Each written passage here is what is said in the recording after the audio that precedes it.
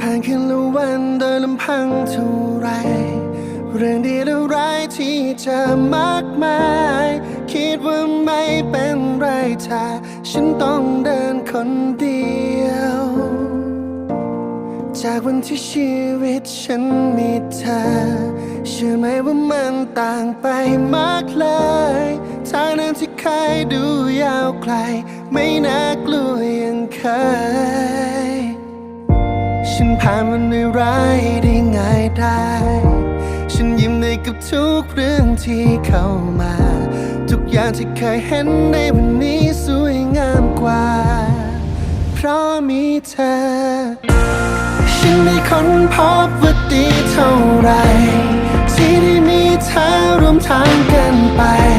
เชื่อไหมว่าฉันยิ้มง่ายกว่าทุกวันที่ผ่านเมื่อฉันมีเธอตรงนี้